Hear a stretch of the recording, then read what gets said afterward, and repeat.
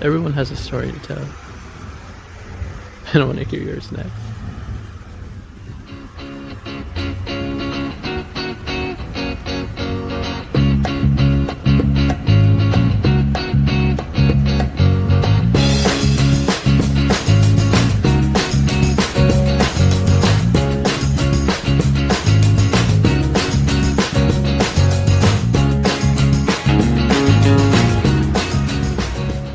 Hello, everybody. Thanks for watching the podcast or listen to the podcast. Tell me your story. Today's special guest to tell her story from the very beginning is Miss Karen. What is your last name? DeVaughn. Karen DeVaughn. Yeah. We're just gonna do like how we always do. We're just gonna jump into this and start with like simple questions like where'd you grow up at? How many siblings did you have growing up? Well, Childhood. born and raised. Oh, go ahead. No, I just Let me start. Yeah, go ahead. Born and raised in Cleveland, Ohio. I have let me think. Three brothers and two sisters. My middle sister has passed. She passed in 2012. Suddenly, it was a really impact on our family. You could see a lot go on my mother in terms of just like she was vacant. He finally got over it, but it was in 2012. She died in last year, 2021. So, Rust Belt, grew up in the 70s, 60s and 70s, where, EPA was non-existent. So we have a lot of factories, a lot of smog, not smog, but I had a problem with allergies, did not realize it till, sometimes later. When I went to school in Pennsylvania, I went to a rural school, Lincoln University. It was nothing but grass and trees. And that's when I realized, it was the smog and the factories. It was bothering my nose. It was terrible growing up in terms of how I felt. I So get that's when I that. learned. Yeah, I get that from time to time around here. I don't really have like bad allergies, but Mm-hmm. when the weather changes, my wife gets it bad. I get it bad. It's just I don't really get it as bad as I used to though. I used to get really Yeah. like clogged up and Yeah. coughing. But Well, now I'm on allergy shots, so I'm doing okay. did it work a lot better? Oh, yeah. Fantastic.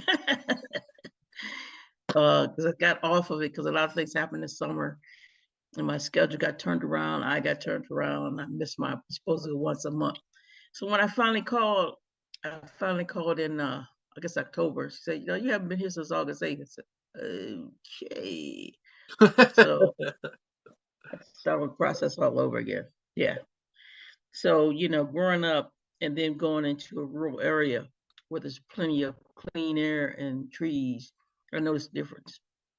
Definitely. Around Well, the Rust Belt. yeah, tell me a little bit about that. Like, how was that experience? Just going into like this whole new area.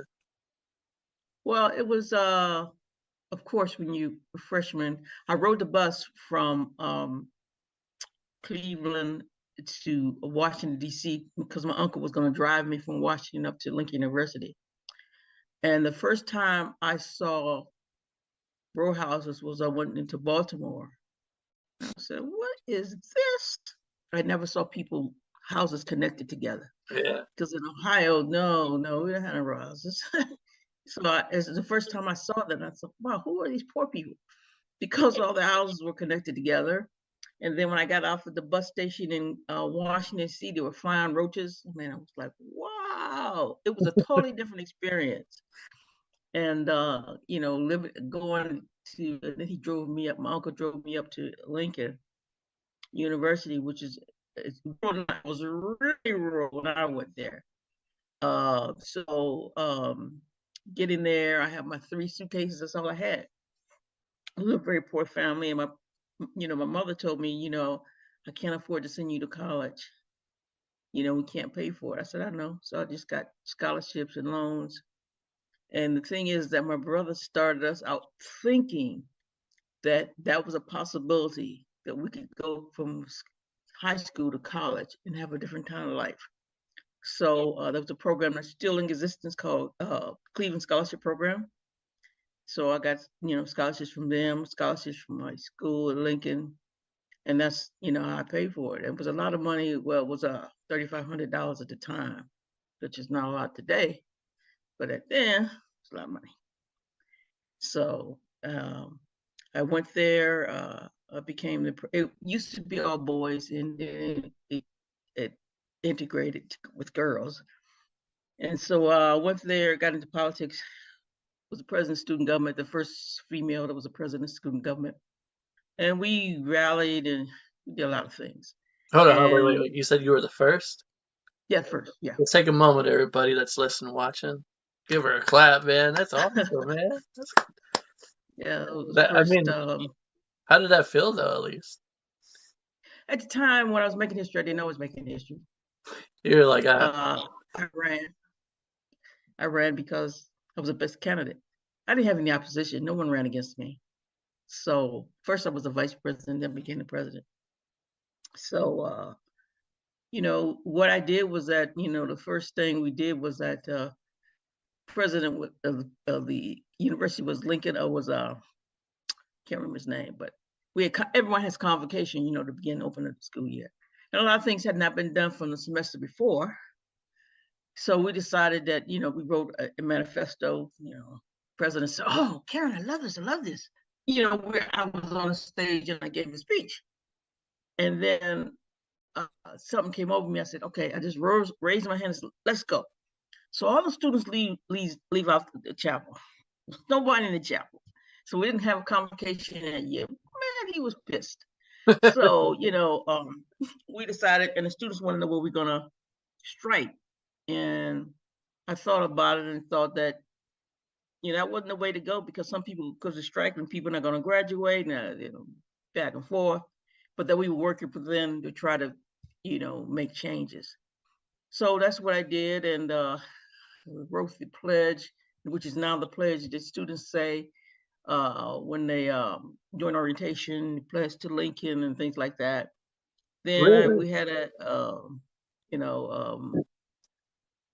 we had what we called, at the time, there was African liberation movements raging, and so that was our focus. And then we started an organization called Save and Change Black Schools, where we were trying to bring Black schools in the 20th century. At the time, I think we had 117 Black schools in the United States. It has decreased because funding has decreased, and relationship to the schools in the United States changed. We first, Lincoln University was the first institution. It was called Ashman Institute, and it was the first Black school in the United States. The money came from different sources, but the land was from a Black farmer named Samuel Crescent, and he donated the land to start the school. And a lot of people don't know that I stayed in the hall named after him called Crescent Hall. We had honorary degrees. It took 2 years, but the poli-sci department had Amilcar Cabral, who was the president of Guinea-Bissau, to come over, and we gave him an honorary degree. I was part of the security forces. I have a picture of that. And he went to New York and spoke to some, students, revolutionary leaders. Went back to Portugal, was assassinated. He was assassinated 1 month, and 2 months after he came to Lincoln University. So we were that involved in the student movement in Mozambique, Angola, Guinea-Bissau, South Africa, in terms of those movements. Wait, hold on, wait. Did you say he was assassinated? Yeah, Amilcar Cabral. Yeah. And like you said, after a month, He came to Lincoln in November. I think he was in January. He was in New York with student leaders. He went back to Guinea-Bissau and he was immediately assassinated by the Portuguese. Wow. So we had that relationship, symbiotic relationship with those leaders. And then the last thing I did at Lincoln was to talk to close the school. We closed the school down because it was my proposal that the school was not functioning for the students, and that we had a 2-day all campus workshop trying to figure out, why we weren't being educated like we wanted to be. And the point is if this was this historically black institution, should we not put more effort into educating the students in the manner in which they can go out and do what they wanted to do? So I get that done, then I graduate and went down to DC, did a whole lot of community organizing in DC. And then went back to school at Howard, worked on a graduate degree in public administration, labor relations. I worked with labor unions. So I did that. Then a couple of my friends, most of my close friends, had become doctors and were working on being doctors. One of my friends I had known for like 30 years, she had two clinics in Chicago, and they were called the Jared Luck medical centers, but they were floundering in terms of business-wise. You can be a doctor, but you don't know how to run your business. So she was exhausted and asked me to come and move to Chicago to help her run her business. So I had finished, so I knew how to manage and run a business. So that's what I did, and became profitable in about 6 months. So, but we did not get along because I had to make her understand that, she'd gotten this grant from Health and Human Services, and she was not legally doing what she's supposed to do. And I was trying to get her to understand, look, you really can't do that. This is a federal government grant, and you cannot, manipulate me. Mm-hmm. So anyway, that's how we fell out. So I moved back down to Cleveland, and it was good because I did not know my parents were very ill. I mean, I had all the 25 years or so of, coming home and stuff like that. But, when you're away and you're not living there, you don't know the day to day what's going on. So, go ahead. I said I'm just agreeing with you. Just Yeah, that's the truth, man.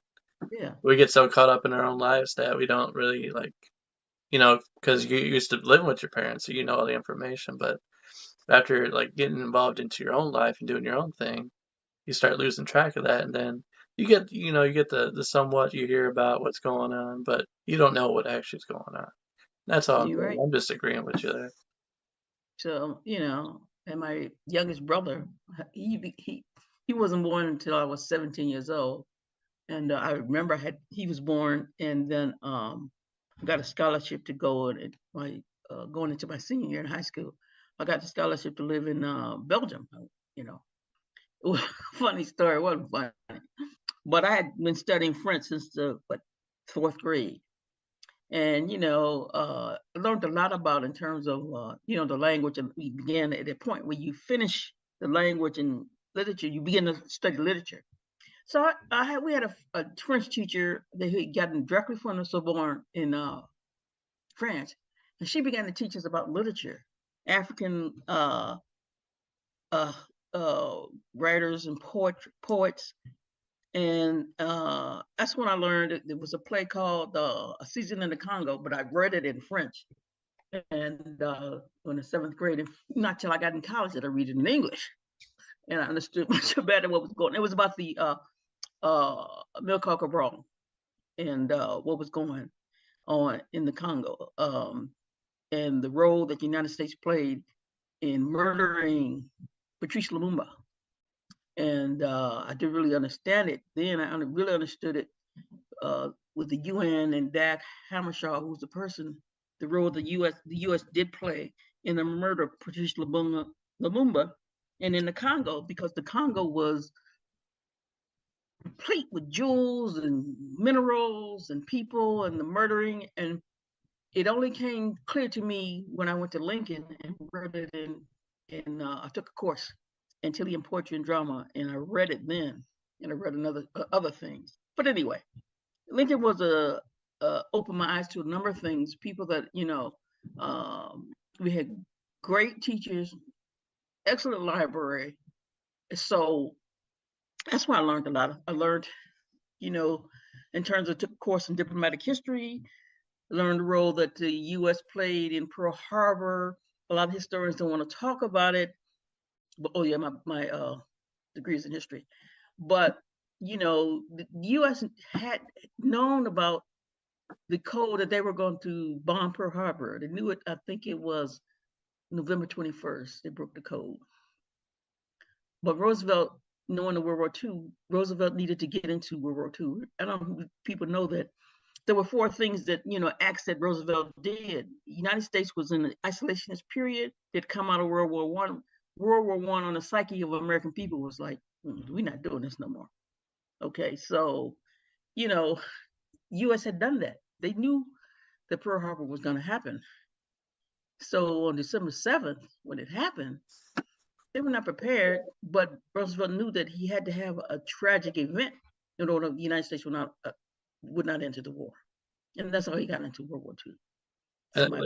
It was like how you said, though, the important part was at the time we were like, yeah, we ain't having it. We ain't doing it. So being that, something tragic had to happen, I'm just saying, so, somebody doesn't understand fully. Because that happened, that opened you're like, yep, we got to go into this. It's kind of like, it's kind of going into something else that had happened not too long ago, if you think about it. We go back to 9/11. We knew something was coming, but I don't want to get too into that because I don't want to start stuff. Well, yeah, that's true. I mean, they had an inkling of what's going on, but the point to me is that about 9/11, it was the Saudis that were the role they played, and they still sucking up to the Saudis. Okay, we are. They did 9/11. Nobody else. Come on, it wasn't Iraq. It wasn't Iran. It was the Saudis. But we didn't want to fight the Saudis because we needed the oil. Yep. So, history plays a very important role in our understanding of what's going on. Like, look at what's the war now? Not Ukraine. The same thing. It was called the Lend-Lease Act that Roosevelt created, allowed him to partially help Britain. Was the same Lend-Lease Act that Biden used to get support for Ukraine. So we understand what the situations that are going on, then we understand, what's going on. People don't understand, like, the problem with what Kyrie just did and what Kyrie Irving and Kanye West. They're not educated to understand who are the Semite people and what is anti-Semitic, and the mixture of the information and the mixture of the concept of Hebrews versus the concept of what we now call Jews. They're not the same people, okay? But over history, we think that they are, but in actuality, they're not. Because when we start talking about that, we can start talking about the Christian myth, and people will, oh, wait a minute, we're going to talk about Christianity. Oh, no, we'll talk about that. Wait a minute. And then, people don't understand really. I mean, when you want to talk about that, you want to talk about King James Version of the Bible and the road.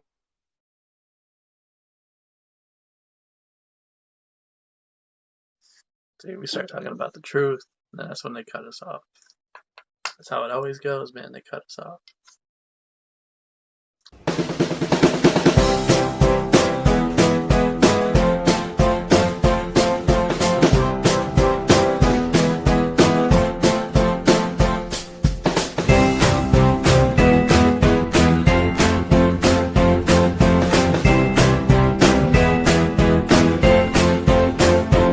And just really laying out the value of understanding history, and people shy away from it in school, but they really need to take some time to understand it. In the current climate of banning books or anti history, I mean, really feeds into white supremacy. And I think that white supremacy, we kind of look at it, we don't connect it to like the Monroe Doctrine. We learn about the Monroe Doctrine in school, but we really didn't understand what it was. It was saying that we have the ability to expand and take away things from other people. And I heard Governor Santos of Florida talking about anti-critical race theory when he said America was not founded on stolen land. I'm like, what world are you living in? Who was here when, everybody came over here? Uh-huh. Were there not native people? I mean, it was a lush country. I took a course in Ohio history, or described Ohio at the time before, George Washington came over the Allegheny Mountains. Because if you remember, the settlement of the United States was crushed because the Native Americans kept beating George Washington. And once he came over the Allegheny Mountains, he opened up Ohio, and that began the rush across this country. But prior to that, I mean, what did Sanchez talking about? What is he talking about? What were people fighting about? What was it like? Florida was like, wow, that place was wow. I mean, what was going on? There were maroons, there were colonies, there were French and the Native Americans, some Spanish, all fighting. Everybody had it was a wild place. There was no laws or civilization or nothing. Everybody was doing their own thing. Just like Louisiana was the same place. And we try to teach children in history, this phony, manifest destiny. We just here to just, do what we want to do. And we can, that allows children to think that, like today, everything is, we can do what we want to do. The concept that people are talking about in terms of, minimal government and low taxes, it's like the concept that, we're here, people are here, and we want to be free to, exploit the land, exploit the resources for our own personal good, as opposed to this land and the bounty of people that belong here, that are here. And the purposes of the resources is not just for your own personal party, it's for people that are living here. So this whole question about where we are and what we live, why we live here, it's intertwined with, the discovery and the manifestations of what was going on in the United States. I mean, it's a very complicated story. It's not like, what, we teach in school. For children, I mean, of course, in the younger grades, they can't, well, I don't know if they can absorb complicated concepts, but to say that we should not, and this should not be something that we need to discuss as people is idiocy, because it's reflecting of what's going on right now. Yep. It's determining policy what's going on right now. Mm-hmm. Why are people coming to this country? Why is the fight against immigration, especially in the southern border? Oh, by the way, the guy that fought Pelosi, that tried to kill Pelosi, Yeah. he was he had no business being in this country, and he's from Canada. Just want to say, he's not from the southern part. Anyway, people don't understand that the countries in South America and Latin America, I don't know why they call it Latin, anyway, that's another subject. I mean, they were living in the United States, what we call New Mexico, Arizona, California, Texas. They were living, this is where they land. So we pushed them out, and now they're coming back, and everybody's crying, oh, no, keep them out. I'm sure they said, hey, this was our spot first. What y'all talking about? Exactly. You came over here. Now you're trying to push me out? So people don't understand that. And their discussion of, I remember in the 1980s, immigration was a big thing. Two senators, blatantly said what the purpose was: to stop immigration. We're trying to prevent the browning of America. Mm-hmm. This is what they were talking about. And people don't understand. That's what they're talking about. Okay? Just let's get clear. This is what they're talking about. People are pushing up from the economic conditions. And this is historically the land that was already here. America's push forward through various racist ideas and push people out. So this is the push and pull of immigration, has a historical background, and we need to understand, what that was, why that was. So that's why I think history is important. Anyway, I was just going on various thoughts. Hey man, Anyway, you got it out there. You had to. so do you have any questions? Anyways, yeah. Kind of will dig back into your story a little bit. So Okay. after you graduated, where'd you head off into? Your I headed to Washington D.C. I went to Washington D.C. to, where's the picture now? What did I do? To organize. And can you see me, or what's happening? I can't see nothing. Oh man, I'm so tired of this. Now this is getting on my nerve. I could even see myself right now. You There's can't so see much. yourself? No, I can't even see myself over here. Oh my goodness. But What is this connection? I'm just going with it now. Just the audio going.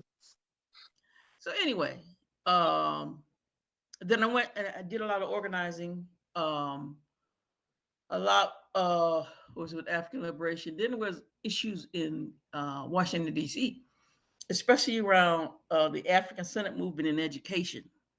What should we do in reference to that? Uh, in terms of exploring DC public schools and integrating that concept into DC public schools. So I met with people and administrators, and we decided how that was going to go, because that was a big push, and that got done. And then uh, AIDS came to the United States. So in DC, Hold on, wait. I want to cover that topic real quick because, see, I grew up, and a lot of people have never actually gave like the accurate like where it actually came from, how mm-hmm, AIDS came to start. So many mm-hmm. people would say it was because we were experimenting on monkeys and doing stuff, weird stuff. But okay, I want to hear it from you. Where did it all start? Where did it come from? AIDS. How did it become like as big as it got in the 80s? How did it start? Okay, part of the problem was that the situation did jump from animal to human because people ate monkey meat. Okay, people ate, that was the food that they ate. How is it that in the United States and the Western countries, AIDS is a different formulation in terms of mainly affecting homosexual population? Like in Africa, it's heterosexual population. The Washington Post did a long story about the role of prostitution and sex between uh, men, traveling up and down the continent, how that became a part of the process. The the formula for HIV in Africa has a different, it's one that's T, HTTV. In United States, it has, I think, three T's. The concept and the argument between France said they were the first ones to discover it. United States said they were the first. There was a big argument, and the guy that's the head of uh, CDC, what was his name? The one that's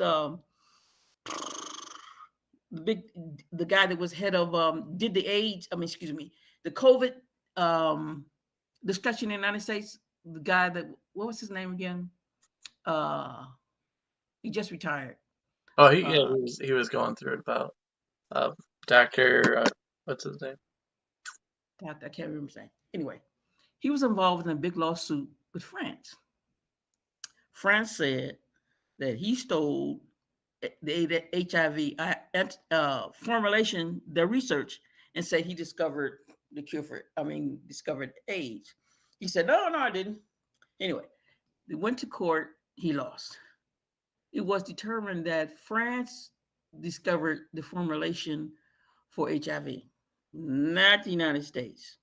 So he suffered, he went to obscurity till COVID came around and he was back again. Um, at the time, there was a doctor in United States, in Africa, named Dr. David Koich, Keoich. Dr. Koich in WLIB in New York, and Dr. Barbara Justice and Dr. Francis Cress-Welsing discovered that there could be a way in which AIDS could be cured. So I gave a big 2-day seminar in Washington, D.C. called Genocide, the AIDS Dilemma. Had Zeers Miles, Robert Strucker, Francis Cress-Welsing, Dr. Barbara Justice. So we had a 2-day seminar on whether or not AIDS was killing the African American community, which it was. The big problem was that ACT UP, which is a group that the homosexual activists formed to get the United States to pay attention to the AIDS situation, was overshadowing what actually was happening. Dr. David Koich had a couple of patients that he had turned from HIV positive to HIV negative. He started getting out on radio station WLIB, like I said, in New York. So I brought them down and we had a big 2-day conference on the concept of trying to make people, can you make people positive, that were positive to negative? The drug companies in the United States wanted the drug. They wanted the, of course, it was capitalism. So they froze out Dr. David Koich, okay? Something similar was happening in Cuba, was in which the homosexual population in the United States was against, was that they isolated the HIV patients in Cuba, okay? The problem was in the United States that they were arguing against isolation, and the population freely moved among everyone else, which greatly allowed the virus to spread. People were saying, the homosexual population, people were saying, no, isolation, you're making us feel bad, different. Well, you had AIDS, okay? So what happened in Cuba, people don't really understand. They attribute to, the communists, they don't know what they're doing. Yeah, right. However, they were able to minimize the impact of AIDS in their community because they started with the isolation process.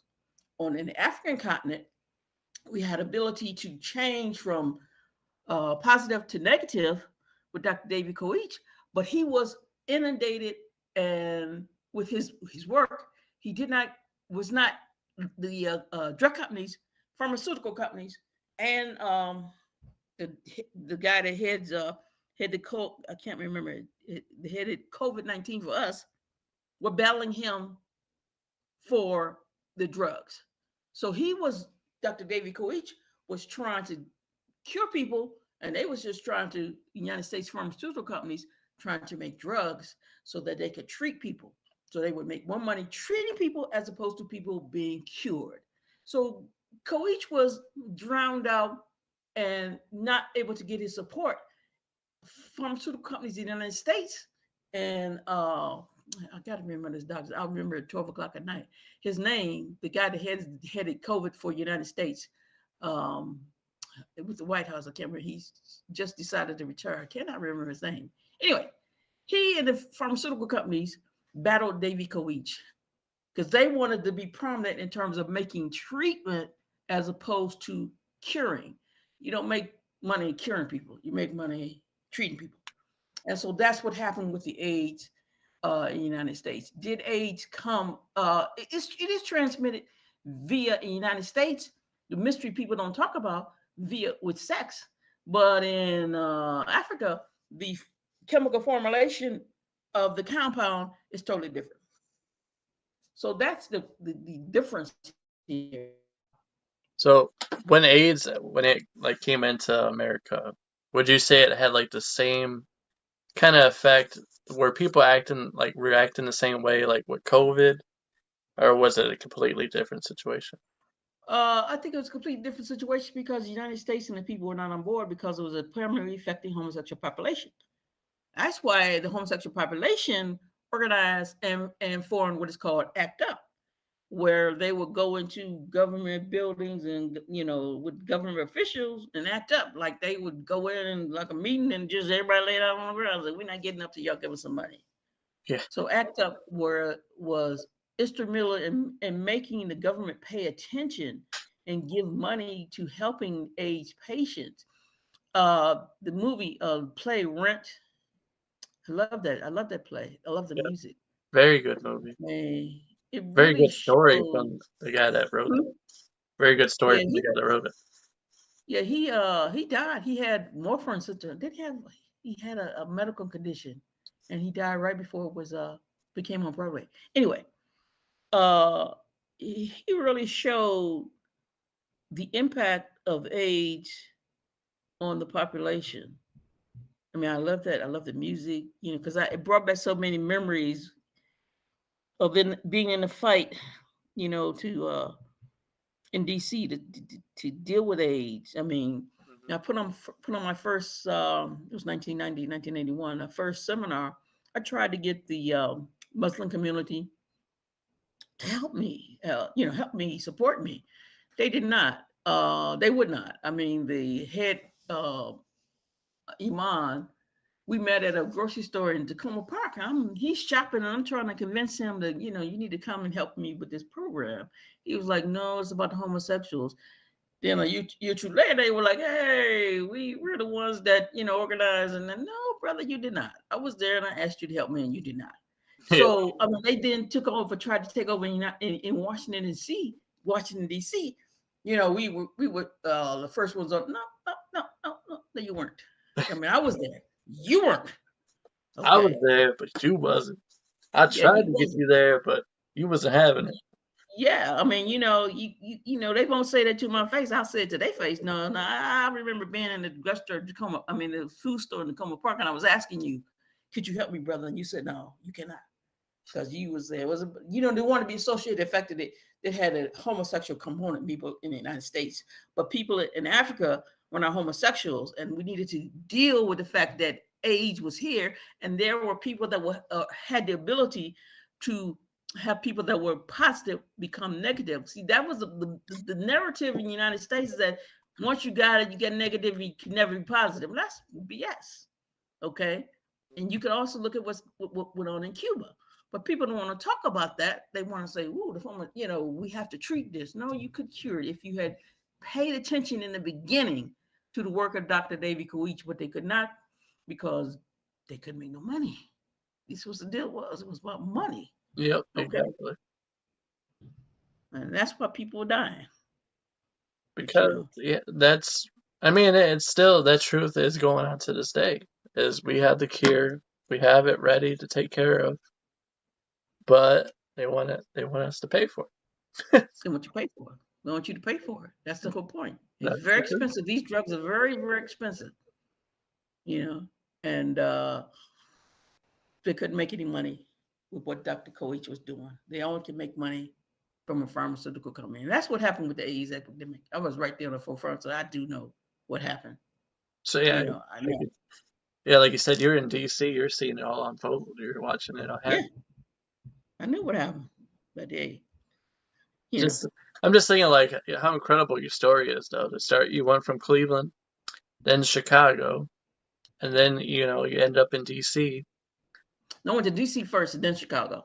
Oh, okay. So you were at DC, then Chicago, then back. Yes, I spent like 28 years in DC. Then I went to Chicago, and then I came back home to Cleveland, Ohio.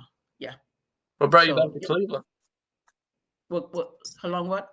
So what brought you back to Cleveland? Oh, I Cleveland. had, like I said, the fundamental disagreement with the person that I was with to Chicago, Okay. and I mean Jared. I mean, Jared is a very famous name in Chicago. Valerie Jared. That was her. The guy. My girlfriend was married to Bobby Jared, which was Valerie Jared's first husband, and she don't really talk about him. And Laura Jared is her daughter, which is on CNN. She don't ever talk about her daddy either. But her daddy loved her, okay? And he loved her very much.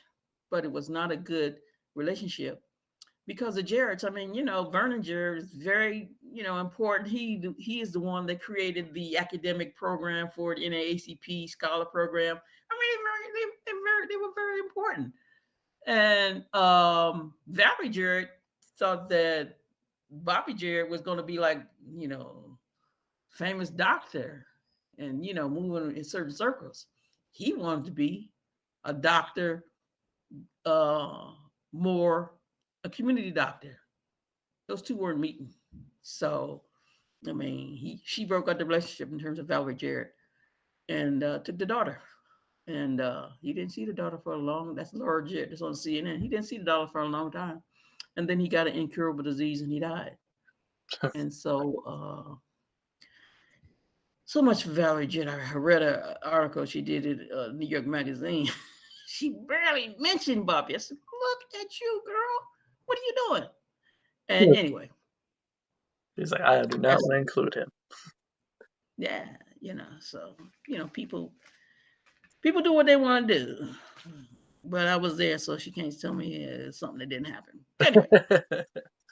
All right, as we begin to wrap this thing up, I just want to say it is awesome just to have you on and hear your incredible story, especially just your roots, where you came from.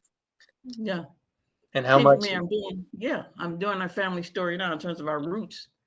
Like, wow. And I went back and looked at my notes yesterday, a couple of days ago, and I found out that my great-grandmother's father was a mulatto. And I looked through the census papers and he was, but my grandfather says in his notes that his mother was white, not black. So it wasn't a situation of a black woman and a white man. The situation of a white woman or the black man. That story has got to be told because I could not figure, because that means about 1830, that's when this was happening. I'm like, what?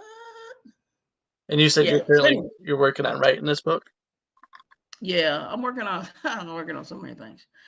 The first thing I'm gonna put out is we saw the movie The Woman King. I had written a whole paper on Dahomey Kingdom of Dahomey about 18 years ago. So that's about 20 pages, and what currently I'm going to expand that. All right. Because it talks about not only the kingdom and the women warriors, but the concept of something called legitimate trade. And the U.S., not the U.S., Great Britain, at the time that they wanted to do this, wanted to abolish slavery. People think it was an altruistic, Great Britain is abolished it. No, that's not what we're doing. It's the beginning of the, what do you call that? The Industrial Revolution. They needed palm oil from, remember the discussion, if we saw the movie, discussion between the warrior and the king. Should we do slavery or should we cultivate palm oil? That was the discussion.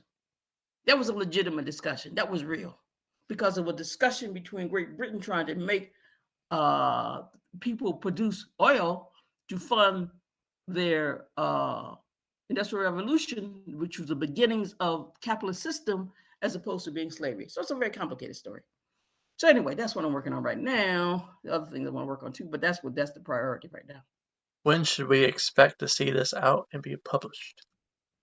Well, I was looking at some ebook information on Amazon, not Amazon, BookBaby. I want to expand it. It's about 28 pages now. I want to expand it to maybe 100 pages. Okay, all right. So that's what I'm focusing on. Maybe by February I can have something done, and be able to look, start editing and just put it out. All right. So within, you say probably about a year's time, you could see it out there? Oh, maybe 6 months. Oh, you're not playing around. No, I mean, I have the nucleus of it. I just need to expand it. Okay. That's it. Yeah, I have the nucleus of it. All right. Second question: if somebody wants to get a hold of you or contact you, how can they reach out to you? Well, you can use my email. I have three actually. It's my name, DeVaughn.Karen@gmail.com, DeVaughn, or return to the source, which is under which it's going to be published. Return to the source at gmail.com. And then I have my human resources aspect, which is called First SHR, which is talking about people that in situations at their job, they making moves. And my position is that the first thing you need to do is ask HR before you make a move. Okay, that's what your first thing that you do. And so that hence it's firstshr@gmail.com. All right. So I have 3. Okay. All right. And then, okay, the final question. Say somebody's following your footsteps, going into the same career path. What kind of advice would you give them? Read all the time, everything you can get your hands on. This is what started my journey. When I learned to read, I was 5 years old. I remember being on the bus, and at that time they used phonics. And I looked at my mother, Mommy, I could read. I was 5. I've read everything that I can get my hands on all the time. It's only then, after years of reading and putting information that I can spit out this knowledge. But read. Knowledge is power. That's right. All right. I just want to say thank you for coming on today. It's truly been an honor to hear your story. No problem. Thanks for the invitation. Oh, no problem. Anybody that's watching or listening, this is also, I'd like to say, this is a platform for everyone, because I do believe everybody has a story, and I believe without doubt whoever's listening or watching that you have a story as well. And if you would be interested in coming on here, feel free to reach out and message me. This is Chris. Thanks for watching. Thanks for listening. Peace out.